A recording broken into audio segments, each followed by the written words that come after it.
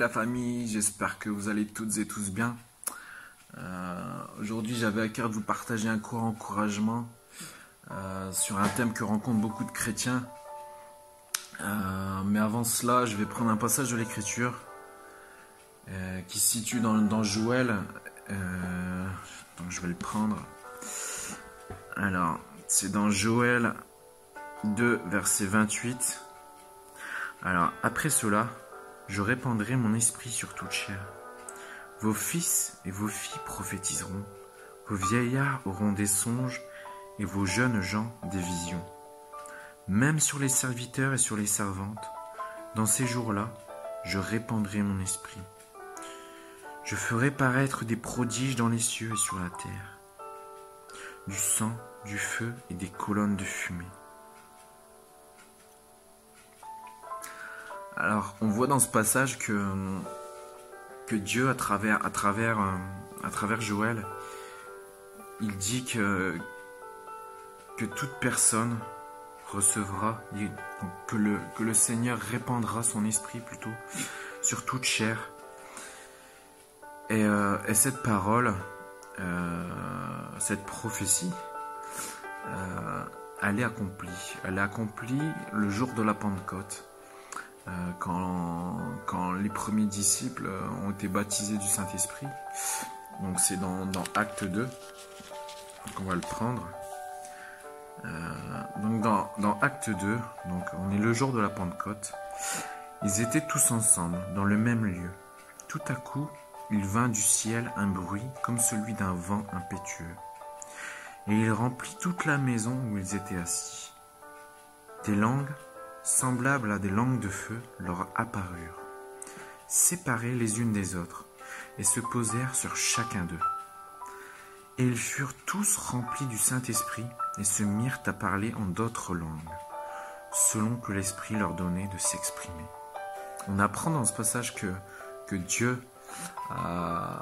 il a répandu son Esprit ce jour, le jour de la Pentecôte, sur les premiers disciples, et que Dieu il a embrasé leur cœur, leur langue, et donc qu'il a mis le feu en eux.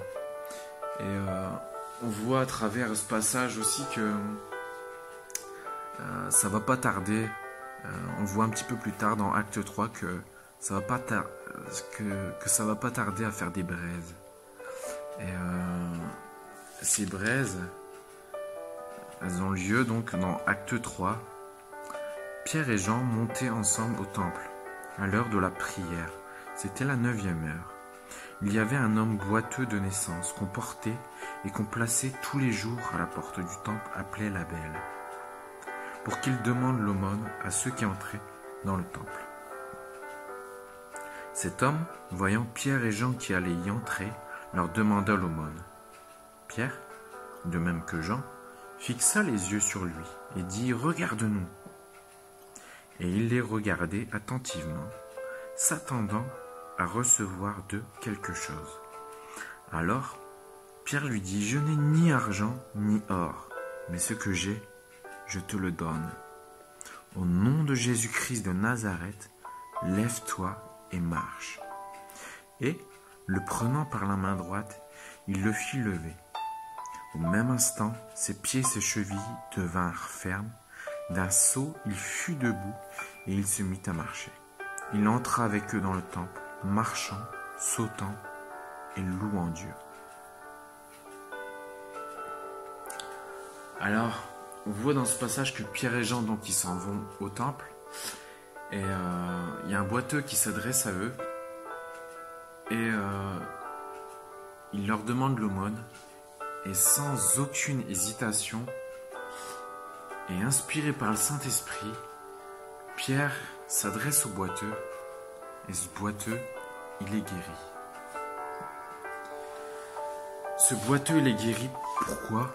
Parce que Pierre n'a pas hésité. Pierre n'a pas hésité. Et parfois, dans la vie d'un chrétien, on peut être amené à hésiter. On peut hésiter de prier pour quelqu'un parce qu'on manque de foi ou par timidité. On peut hésiter de partager un songe une parole, car on ne sait pas si ça vient de nous, ou du Saint-Esprit. On peut hésiter à s'engager dans le service de l'Église, car on ne sait pas si c'est notre place. Mais si tu hésites, tu prives la personne d'une grande bénédiction. Tu prives également peut-être ton église locale d'une grande bénédiction. Et tu te prives toi également. Alors, j'ai envie de te dire aujourd'hui, n'hésite pas, n'hésite plus. Sache que le Seigneur, il est avec toi. Ne l'oublie jamais. Et il est en toi. Ose, fais le pas. Et il est là, il t'épaulera. Mon message pour aujourd'hui, pour cette courte exhortation, c'est profite de ce temps de confinement pour lire, méditer la parole. C'est important, ça nourrit ton âme.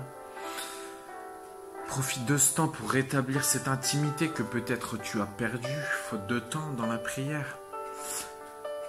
Profite de ce temps pour lire des ouvrages qui vont t'édifier, qui vont t'encourager, qui vont t'équiper, te nourrir spirituellement, parce qu'on en a besoin. Et enfin, profite de ce temps pour commencer à partager l'évangile pur et véritable, car il y a encore beaucoup d'âmes qui se perdent. Et donc voilà, c'était mon message pour aujourd'hui. J'espère qu'il vous a encouragé. Soyez bénis. Shalom, shalom la famille.